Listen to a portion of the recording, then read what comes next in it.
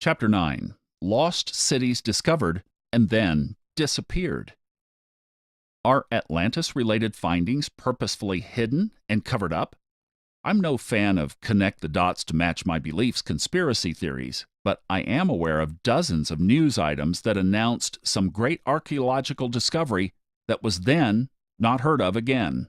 An article appears in a respected journal or newspaper. Experts excitedly report of profound discoveries of lost cities and ancient treasures and even provide pictures. Then, from that point forward, it simply disappears from public awareness, without reappearing in the news ever again. In some cases, references to these findings can't even be found on the internet, as if they never existed. It's almost as if there are people tasked with disappearing certain types of information, for reasons unknown. The Lost City in Honduras. Some things disappear for many decades, only to reappear later. One strange example of this is that of the lost city of the monkey god in Honduras that was discovered in 1940, then proclaimed non-existent, not heard of again for more than 70 years, and then reappeared as real in the press in 2013. It was discovered by Theodore Mord, quoting from Wikipedia.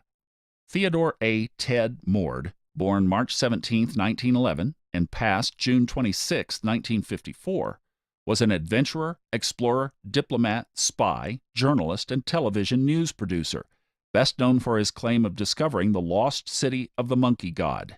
Mord began his career as a radio announcer before getting into journalism. In 1940, he was hired to lead an expedition to search for the lost city of the monkey god in Honduras. After 5 months, he claimed to have found the city and brought thousands of artifacts back to the United States to prove it. He promised to return soon for a proper excavation, but never did, nor did he reveal the precise location of his find. Mord spent the later years of his life as a diplomat, then a producer of news films. He took his own life in 1954. In 2013, Christopher S. Stewart wrote a book about Mord and his hunt for a legendary lost city that some equated with La Ciudad Blanca. On June 26, 1954, Mord was found hanging from the shower stall of his parents' home in Dartmouth, Massachusetts. His death was ruled suicide by the medical examiner. End quote. I do wonder whether it was really suicide, for 2 reasons. First, he was a spy. Spies have a high rate of getting killed and then having it look like suicide. And second, there are 2 different stories about his death circulating in the press. One story is that he hung himself in the shower stall of his parents' home. The other is that he died in a car crash. Both stories were spread by respectable newspapers and magazines.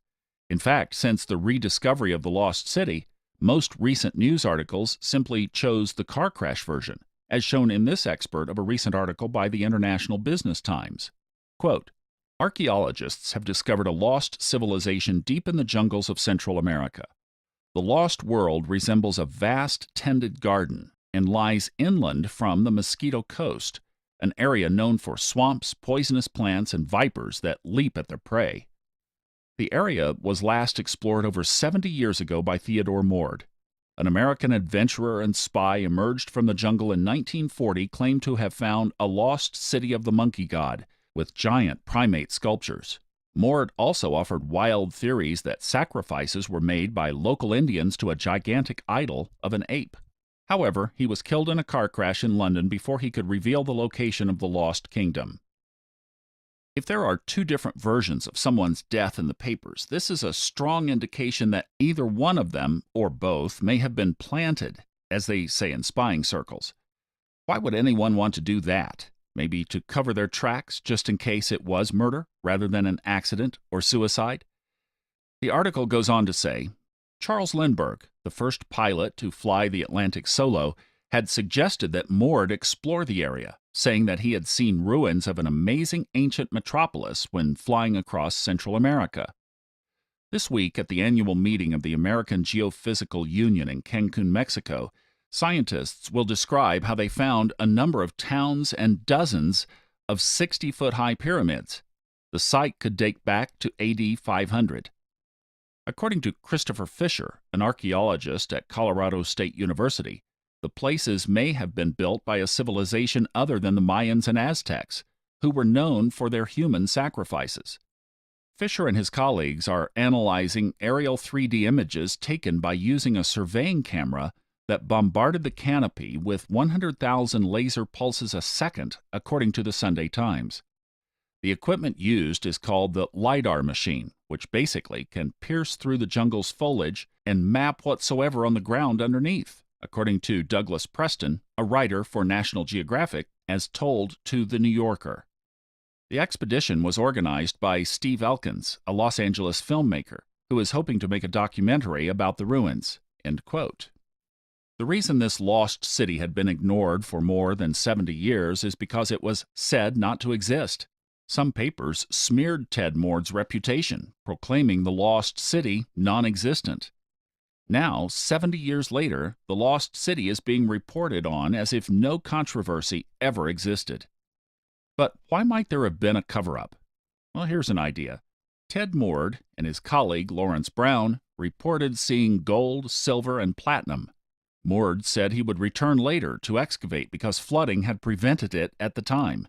Unfortunately, he died before he could either excavate or reveal the location to others. If the new archaeological excavations do not turn up any gold, silver, and platinum, well, we might suspect the following. Someone had 70 years' time to loot the place and remove anything of value. Of even more concern than the gold is the potential removal of archaeological artifacts that could contradict the official version of history. This concern is especially warranted in this case because a temple of the monkey god reeks not of Mayan Aztec, but of Hindu origin. You can search articles on the Hindu influence in the Americas. If it were of Hindu origin, it would, of course, disintegrate, quote-unquote, established views according to which there was no ancient transoceanic contact between the cultures.